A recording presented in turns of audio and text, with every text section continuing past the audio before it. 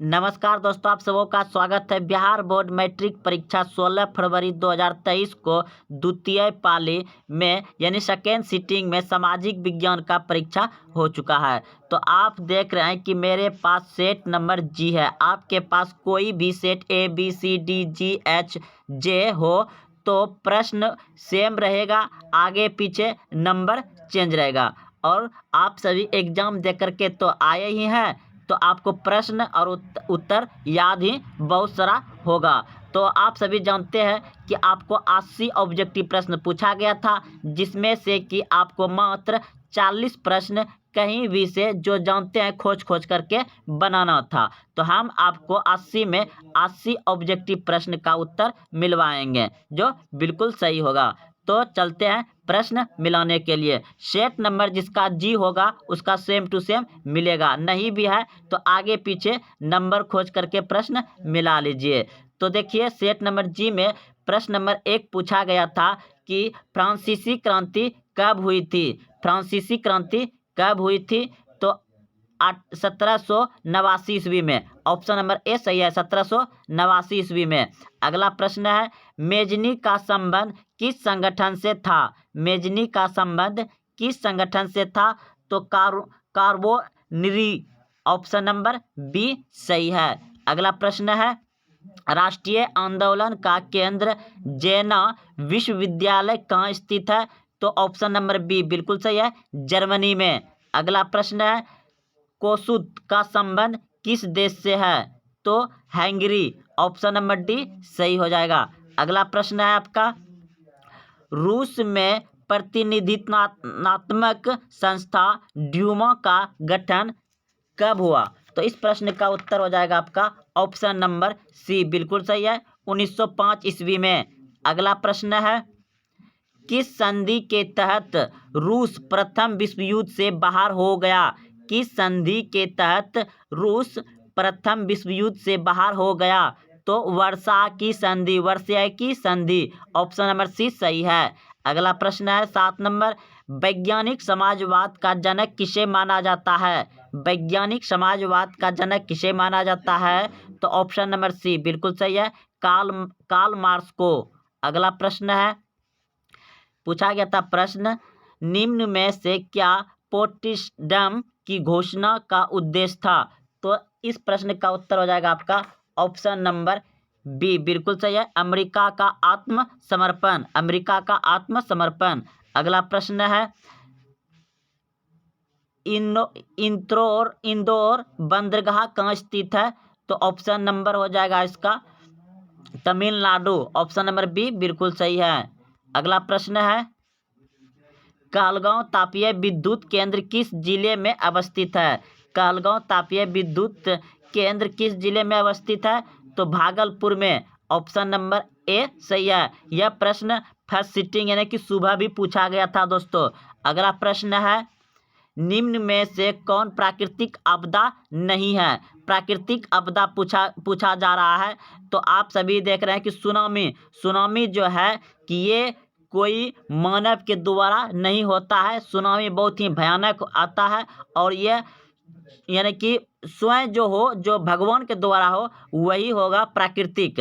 तो ये प्राकृतिक है, ये भी बाढ़ आना प्राकृतिक है। भूकंप उतना भयंकर मानव के द्वारा नहीं किया जा सकता है, तो ये भी प्राकृतिक है। लेकिन यहाँ आपदा, प्राकृतिक आपदा नहीं है पूछा गया, तो आतंकवाद हो जाएगा। आतंकवाद कोई मानव के द्वारा किया जाता है, उसे मानवीय आपदा कहा जाता है। तो ये आतंकवाद जो है कि ये मानव के द्वारा कर सकता है, कोई आतंकवाद आदमी ही होता है ना, समझ गए? तो मानव के द्वारा जो किया जाए वह हो जाएगा आपका मानवीय आपदा, और जो इस तरह से भगवान के द्वारा किया जाए वो प्राकृतिक हो जाएगा। तो अगला प्रश्न है कि कृष्णराज सागर बांध किस नदी पर बना है? कृष्णराज सागर बांध किस नदी पर बना है? तो कावेरी नदी पर। ऑप्शन नंबर सी सही है, कावेरी नदी। अगला प्रश्न है आपका, भूकंप की लहरें कहाँ से उत्पन्न होती है? भूकंप की लहरें कहाँ से उत्पन्न होती है? तो अधिकेंद्र से। ऑप्शन नंबर बी सही है। अगला प्रश्न है, निम्न में से भूकंप तरंग मापन यंत्र है? भूकंप तुरंत मापक यंत्र है सिस्मोग्राफ। ऑप्शन नंबर बी सही है, सिस्मोग्राफ। अगला प्रश्न है, कृषि सुखाड़ होता है, कृषि सुखाड़ होता है, तो इस प्रश्न का उत्तर हो जाएगा आपका जल के अभाव के कारण कृषि सुखाड़ होता है। यानी कि जल नहीं रहेगा तो कृषि खेती कैसे करेगा, तो जल के अभाव के कारण कृषि सुखाड़ होता है। ऑप्शन नंबर ए सही हो जाएगा। अगला प्रश्न है, निम्न में से कौन सा क्षेत्र भूकंप या सुनामी से अधिक प्रभावित होता है। यानी प्रश्न कह रहा है कि निम्न में से कौन सा क्षेत्र भूकंप या सुनामी से अधिक प्रभावित रहा है, तो इस प्रश्न का उत्तर हो जाएगा पर्वतीय क्षेत्र। यानी कि पहाड़ वगैरह सब जो है, जैसे कि अभी तत्काल में उत्तराखंड में पहाड़ जो कौन सा पुराना मंदिर था ढारा था, आप लोग न्यूज़ में देखे होंगे, तो पहाड़ पर भी इस तरह का हो सकता है भूकंप या सुनामी का खतरा। भूपट्टी दरार के क्षेत्र में जहाँ दरार ज़्यादा पड़ता है, और महासागरीय गर्त, यानी कि महासागर जो गर्त होता है, महासागर का आखिरी छोर होता है वहाँ, यानी इनमें सभी हो जाएगा। ऑप्शन नंबर डी सही है, इनमें सभी हो जाएगा। अगला प्रश्न है आपका कि 1921 ईस्वी में सरकार द्वारा गठित राजस्व आयोग के अध्यक्ष कौन थे। यानी 1921 में जो सरकार का गठित हुआ था, उसमें राजस्व कौन थे, यानी कि राज्य अलग एक मंत्री होता है, तो उस समय कौन थे, राजस्व वसूलने वाला कौन था, तो इस प्रश्न का उत्तर हो जाएगा आपका ऑप्शन नंबर ए बिल्कुल सही है, इब्राहिम हिमुतुल्लाह। ऑप्शन नंबर ए सही हो जाएगा। अगला प्रश्न है, भारत में प्रथम औद्योगिक नीति की घोषणा कब हुई। भारत में प्रथम औद्योगिक नीति की घोषणा कब हुई, तो 1948 में। ऑप्शन नंबर ए सही है, 1948। अगला प्रश्न है, 1929 की आर्थिक मंदी का सबसे बुरा असर किस देश में पड़ा रहा। यानी कि 1929 में आर्थिक मंदी क्या होता है कि सब चीज़ स्लो हो जाना, और महंगाई जो है कि बढ़ रहा है, और स्लो हो रहा है, कमाई कमाई में कमी आ गया, बेरोजगार, ये सभी जो है कि आर्थिक मंदी में आ जाता है। तो सबसे बुरा असर किस देश पर पड़ा था 1929 में, तो इस प्रश्न का उत्तर हो जाएगा आपका अमेरिका। ऑप्शन नंबर बी सही है, अमेरिका। अगला प्रश्न है कि यूतोर पुनर्निर्माण के लिए पैसे का इंतजाम करने हेतु किस संस्था का गठन हुआ। यानी कि युद्ध जो समाप्त कर, जैसे कि पाकिस्तान या उसके बाद कोई किसी के साथ अगर युद्ध हो रहा है, और उसके बाद पूर्णवन के यानी कि उसको पूर्ति करने के लिए तो पैसे का इंतजाम तो होना चाहिए। अब कोई भूखा तो नहीं मरेगा युद्ध करने के बाद। जैसे अपना देश जैसे जिसमें आज़ाद हुआ था, उसमें बहुत गरीबी था, तो उसमें बहुत सारा देश से कर्जा लिया था, और वो कर्जा लेकर के भारत में फिर से बेरोजगार जो फैक्ट्री बने हुए थे उसमें लगाया गया था।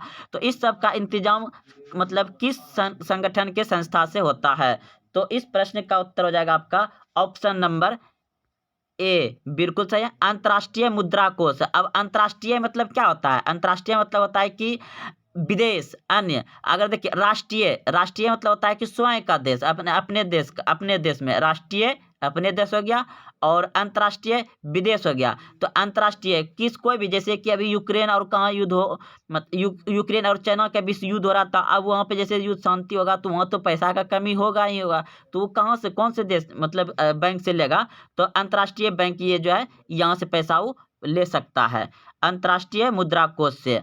अगला प्रश्न है कि यूरोपीय आर्थिक संघ की मुद्रा क्या है। तो यूरोपीय आर्थिक यानी कि यूरोप में, जैसे भारत में क्या चलता है, पैसा, रुपया, उसी तरह से ये यूरोपीय आर्थिक संघ की मुद्रा यानी कि रुपया क्या है, तो यूरो होगा, यूरो। ऑप्शन नंबर डी सही है, यूरो। ऑप्शन नंबर डी सही हो जाएगा। अगला प्रश्न है, न्यू इंडिया समाचार पत्र को किसने शुरू किया था। न्यू इंडिया है, इस समाचार पत्र को किसने शुरू किया था, तो एनी बेसेंट ने शुरू किया था, एनी बेसेंट ने। अगला प्रश्न है वियना कांग्रेस का मुख्य उद्देश्य क्या था? अब वियना कांग्रेस जो था उसका मुख्य उद्देश्य क्या था, लक्ष्य क्या था? तो इस प्रश्न का उत्तर हो जाएगा आपका ऑप्शन नंबर जो है कि बी हो जाएगा, लोकतंत्र को पुनः स्थापित करना। लोकतंत्र को पुनः स्थापित करना, जैसे अपने देश में लोकतंत्र ही है तो किस तरह से करना है, इसी को पुनः स्थापित करना। अगला प्रश्न है, पूछा गया था अगला प्रश्न में, सिकंदर कहाँ का निवासी था? सिकंदर कहाँ का निवासी था? तो यूनान का। ऑप्शन नंबर सी बिल्कुल सही है, यूनान का सिकंदर निवासी था, यूनान। अगला प्रश्न है, निम्न में से कौन भारतीय बहुराष्ट्रीय कंपनी है? यानी कि कौन सा भारतीय बहुराष्ट्रीय कंपनी है? तो नोकिया अपने देश का भी नहीं है, सैमसंग अपने देश का भी नहीं है, डी नंबर भी नहीं है, लेकिन इन्फोसिस ये अपने भारत देश का है। ऑप्शन नंबर सी सही हो जाएगा, ऑप्शन नंबर सी सही हो जाएगा, ऑप्शन नंबर सी। अगला प्रश्न है 26 नंबर, प्रत्यक्ष विदेशी निवेश का सर्वाधिक लाभ किस क्षेत्र से मिला है? यानी कि प्रत्यक्ष विदेशी निवेश का सर्वाधिक लाभ किस क्षेत्र में मिला है? तो सेवा क्षेत्र से। ऑप्शन नंबर सी बिल्कुल सही, सेवा क्षेत्र से। अब आप लोग सोचिएगा, सेवा किसी का सेवा करना नहीं, सेवा क्षेत्र के अंतर्गत आपका आता है जैसे ट्रेन, रेलगाड़ी, ये सेवा क्षेत्र है। हॉस्पिटल ये सेवा क्षेत्र है। स्कूल कॉलेज ये सभी सेवा क्षेत्र है। तो जितने भी सेवा क्षेत्र है, इस सबसे ज़्यादा क्या होता है, जैसे बस हो गया, ट्रेन हो गया, एरोप्लेन हो गया, ये सभी सेवा क्षेत्र के अंतर्गत आता है। उद्योग हो गया, उद्योग भी तो सेवा क्षेत्र के अंदर पड़ते हैं। नहीं, उद्योग पढ़ते हैं आप किसमें, द्वितीय क्षेत्र में, उद्योग द्वितीय क्षेत्र में होता है। तो सेवा क्षेत्र को समझ गए, यही काफ़ी है दोस्तों। यानी कि हॉस्पिटल, ट्रेन, बस, एयरपोर्ट, एयरलाइंस ये सभी सेवा क्षेत्र के अंतर्गत आता है। तो इसी से ज़्यादा लाभ होता है भारत सरकार को। तो ऑप्शन नंबर सी सही था। अगला प्रश्न है आपका, वैश्वीकरण का नकारात्मक प्रभाव निम्न में से किस क्षेत्र में देखा गया है? तो वैश्वीकरण का नकारात्मक प्रभाव निम्नलिखित में से किस क्षेत्र में देखा गया है? तो ऑप्शन नंबर हो जाएगा इसका आपका बी बिल्कुल सही है, रोजगार में नकारात्मक, यानी कि भारत में बहुत सारा बेरोजगार है, तो नकारात्मक इसी क्षेत्र में ज़्यादा देखा गया कि ना काम, रोजगार अच्छा नहीं है, ना कम रोजगार हो गया है, काम नहीं मिलता है। तो अगला प्रश्न है, गरीबी रेखा निर्धन हेतु ग्रामीण क्षेत्र के लिए प्रति व्यक्ति प्रतिदिन न्यूनतम कितनी कैलोरी निर्धारित की गई है? यानी कि गरीबी रेखा के जो नीचे ग्रामीण क्षेत्र के लिए प्रति व्यक्ति प्रतिदिन कितनी कैलोरी निर्धारित की गई है? यानी कि आप लोग जो खाना खाते हैं वह ग्रामीण क्षेत्र में कितना कैलोरी का खाना खाना चाहिए, उसके लिए जिसके जो गरीब से गरीब है तो उसके लिए गांव में व्यवस्था भी सरकार ने किया है, जिसे आप लोग मतलब महीना में चावल एक आदमी पे कितना 5 केजी मिलता है, आप लोग छुड़ाते हैं? अगर छुड़ाने गए हैं तो कमेंट जरूर करिएगा इस प्रश्न में दोस्तों। अगर आप ध्यान से सुन रहे हैं तो इस प्रश्न पर आप लोग कमेंट जरूर करिएगा कि एक आदमी पर कितना केजी चावल मिलता है, कितना केजी गेहूँ मिलता है और क्या क्या मिलता है। आप जब राशन छुड़ाने गाँव में जाते हैं, आप लोग अगर गाँव से विद्यार्थी है, देख रहे सुन रहे हैं मेरी बात को, तो आप लोग कमेंट जरूर करिएगा। तो हम लोग गाँव में जो रहते हैं तो उसके लिए खाना जो खाते हैं 2400 कैलोरी होना चाहिए, 2400 कैलोरी। और शहर के लिए दूसरा है, शहर के लिए कम ही होता है। अब बेसी ज़्यादा यहाँ क्यों 2400 कैलोरी किस लिए है कि गांव में ज़्यादा मेहनत मजदूरी करता है आदमी, इसलिए उसका खाना ज़्यादा होता है। और बता देते वो भी, लेकिन अभी आपको आंसर बताना लंबा चला जाएगा तो बाद में बता देंगे। चलिए इस प्रश्न का उत्तर हो जाएगा बाद में किसी भी क्लास में करिएगा दोस्तों। ये सभी प्रश्न जो आएगा आपको हर एग्जाम में पूछा जाएगा, अच्छे से याद करिए, अच्छे से पढ़ाई करिए। तो चलते हैं अगले प्रश्न की ओर। प्रश्न है, निम्न में से कौन कृषि आधारित उद्योग नहीं है? तो कृषि आधारित उद्योग यानी कि कृषि पर जो आधारित है, चीनी आपका कृषि आधारित है क्योंकि खेत में गन्ना उगाया जाता है और उसके बाद फिर से चीनी बनाया जाता है। और ये चमड़ा उद्योग, तो चमड़ा उद्योग भी कृषि पर आधारित है। अगर खेती वगैरह सब नहीं होगा तो चमड़ा कहाँ से आएगा? चमड़ा मतलब समझ रहे हैं ना, भेड़ गाय भैंस जैसे वो सब जो होता है तो उस सब का कहाँ से लाएगा? खेती रहेगा तभी तो। और उसके बाद वस्त्र उद्योग, वस्त्र भी तो बनाया जाता है खेती करके ही ना, वस्त्र भी आपका खेती, जैसे कपास का खेती हो गया, उससे कपड़ा बनता है, कपास की खेती, हर जितना भी कपड़ा पहन रहा है ये सभी खेती करके बनाया जाता है। तो ये भी आपका आ जाता है कृषि क्षेत्र में। लेकिन सीमेंट उद्योग नहीं है, क्योंकि ये पत्थर से बनाया जाता है, जानबे करते हैं आप लोग, चूना पत्थर सभी से बनाया जाता है। तो सीमेंट जो है कि कृषि आधारित नहीं है। ऑप्शन नंबर सी बिल्कुल सही हो जाएगा। तो अगला प्रश्न है 30 number, poverty and British rule in India नामक पुस्तक किसने लिखी? तो इस प्रश्न का उत्तर हो जाएगा दोस्तों आपका दोस्तों महात्मा गांधी, याद रखिएगा Mahatma Gandhi, option number B सही है। अगला प्रश्न है, निम्न में से किस विधि के अंतर्गत उत्पादित अंतिम वस्तुओं के मूल्य को जोड़कर राष्ट्रीय आय का गणना की जाती है? यानी कि कहा है प्रश्न, निम्नलिखित में से किस विधि के अंतर्गत उत्पादित, यानी कि उत्पादित अंतिम वस्तु के मूल्य को जोड़कर राष्ट्रीय आय की गणना की जाती है? तो इस प्रश्न का उत्तर हो जाएगा आपका व्यय की विधि। व्यय यानी कि खर्च जो किया गया उसके ऊपर, उसका व्यय मतलब होता है खर्च करना। खर्च जो किया गया कोई भी उत्पाद किए, कोई भी हम चीज बनाए, तो उसमें कितना खर्च हुआ उसी के आधार पर वह मतलब माल तैयार करेगा, और उसके बाद कितना उसमें मजदूरी लगा, कितना उसमें समय लगा, ये सभी जोड़ करके उस पर मतलब क्या किया जाता है, मूल्य जोड़ा जाता है। मूल्य जोड़ा जाता है कोई वस्तु में, उसी प्रकार से ये राष्ट्रीय आय की गणना भी किया जाता है। तो ऑप्शन नंबर बी सही हो जाएगा। अगला प्रश्न है, क्षेत्रीय ग्रामीण बैंक की स्थापना कब की गई? क्षेत्रीय ग्रामीण बैंक की स्थापना कब की गई? तो 1975 में, ऑप्शन नंबर ए सही है, 1975। अगला प्रश्न है, निम्न में से कौन राष्ट्रीय राजनीतिक दल नहीं है? तो राष्ट्रीय राजनीतिक दल नहीं है, यानी कि राष्ट्रीय होना चाहिए, बहुत सारा क्षेत्रीय होता है, यानी कि राज्य भर में ही सीमित रहता है, वह राष्ट्रीय नहीं हो पाता है। तो राष्ट्रीय दल नहीं है। तो इस प्रश्न का उत्तर हो जाएगा आपका ऑप्शन नंबर जो है कि सी बिल्कुल सही है, समाजवादी पार्टी, समाजवादी पार्टी। अगला प्रश्न है, आज़ादी के समय से ही किस देश में सरकार का लोकतांत्रिक स्वरूप है?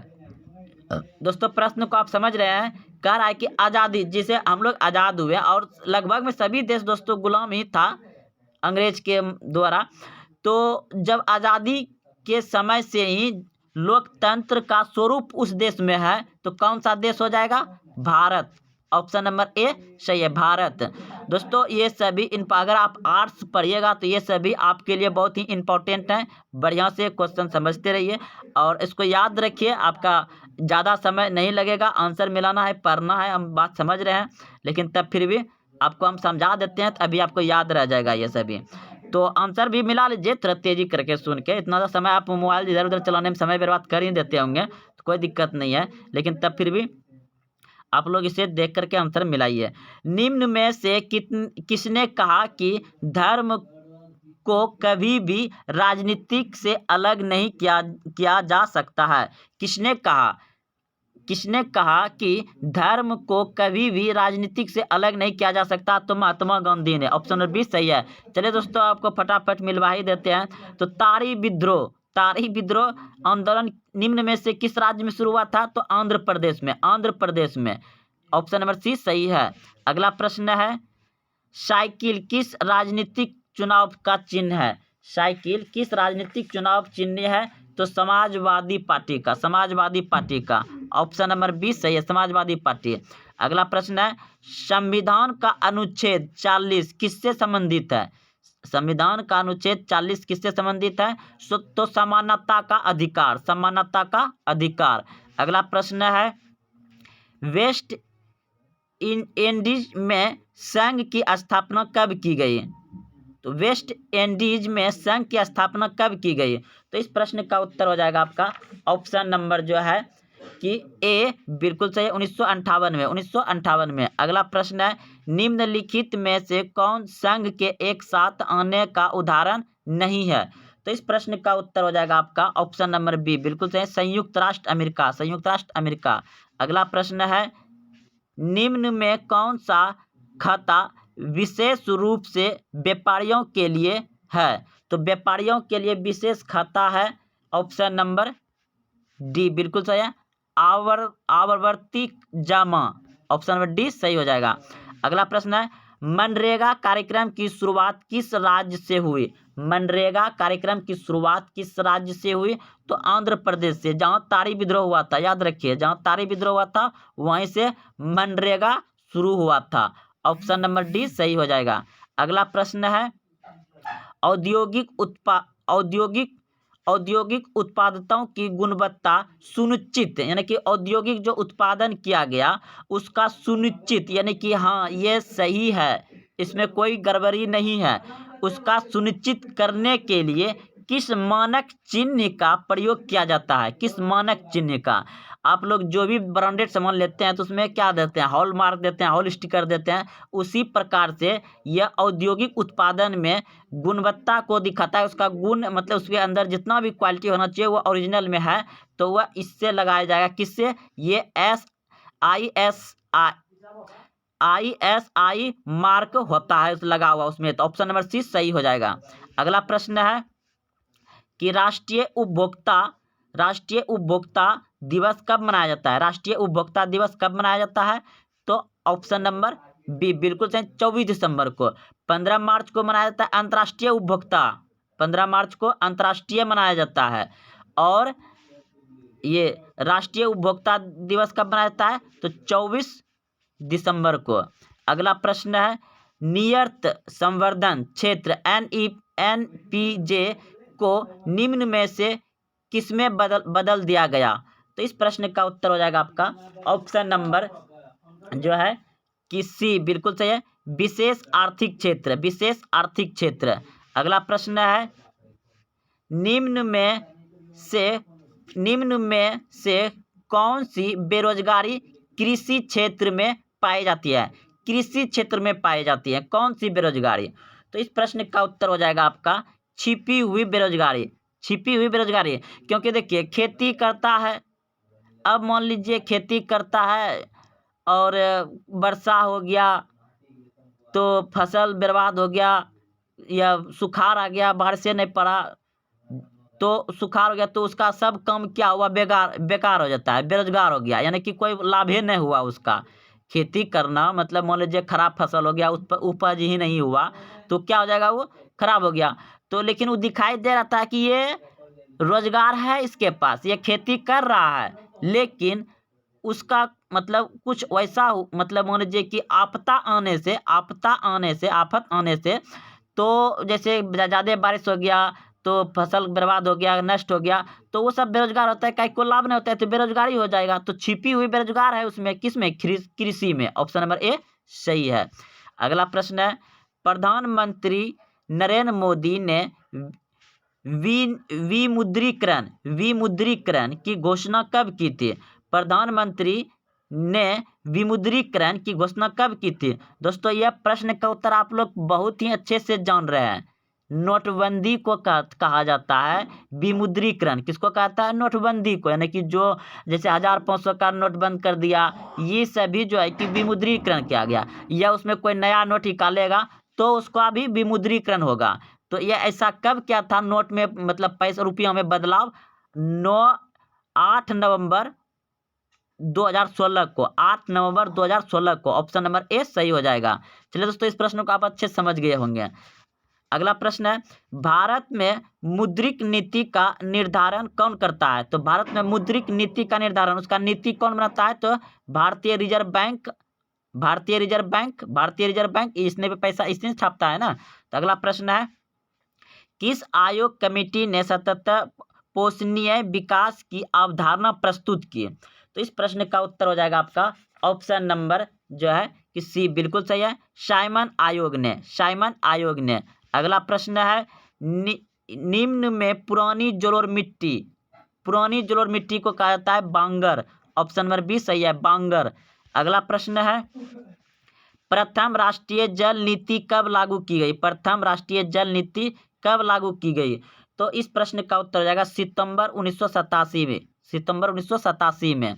अगला प्रश्न है, जिम कॉर्बेट राष्ट्रीय उद्यान कहाँ स्थित है? जिम कॉर्बेट राष्ट्रीय उद्यान कहाँ स्थित है? तो इस प्रश्न का उत्तर हो जाएगा आपका उत्तराखंड में। ऑप्शन नंबर ए सही हो जाएगा। अगला प्रश्न है, भारत का सबसे छोटा जैव मंडल रिजर्व कौन सा है? तो इस प्रश्न का उत्तर हो जाएगा आपका ऑप्शन नंबर डी बिल्कुल सही है।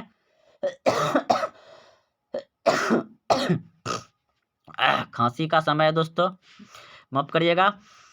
अगला प्रश्न है, काइनाइन का उपयोग होता है, तो इस प्रश्न का उत्तर हो जाएगा आपका ऑप्शन नंबर ए बिल्कुल सही है, मलेरिया में, मलेरिया में। अगला प्रश्न है, भारत में कितने सार्वजनिक क्षेत्र के तेल परिक्रमण केंद्र का कार्य करता है? भारत में कितने सार्वजनिक क्षेत्र के तेल परिक्रमण के केंद्र कार्य कर रहा है? तो इस प्रश्न का उत्तर हो जाएगा आपका 23, ऑप्शन नंबर डी सही है, 23। अगला प्रश्न है, भारत के प्रथम जल विद्युत संयंत्र की स्थापना कहाँ की गई? भारत के प्रथम जल विद्युत संयंत्र की स्थापना कहाँ की गई? तो इस प्रश्न का उत्तर हो जाएगा दार्जिलिंग में, ऑप्शन नंबर डी सही है, दार्जिलिंग। अगला प्रश्न है, निम्नलिखित में से किस समुदाय ने बोलोवेस में बहुमत का गठन किया? तो इस प्रश्न का उत्तर हो जाएगा फ्रांसीसी भाषी समुदाय, ऑप्शन नंबर ए सही है। अगला प्रश्न है, सरकार के उच्च और निम्न स्तरों के बीच शक्तियों के विभाजन को कहा जाता है? सरकार के उच्च और निम्न स्तरों के बीच शक्तियों के विभाजन को कहा जाता है? तो इस प्रश्न का उत्तर हो जाएगा आपका ऑप्शन नंबर जो है कि हो जाएगा सी बिल्कुल सही है, ऊर्ध्वाधर वितरण, ऊर्ध्वाधर वितरण सी।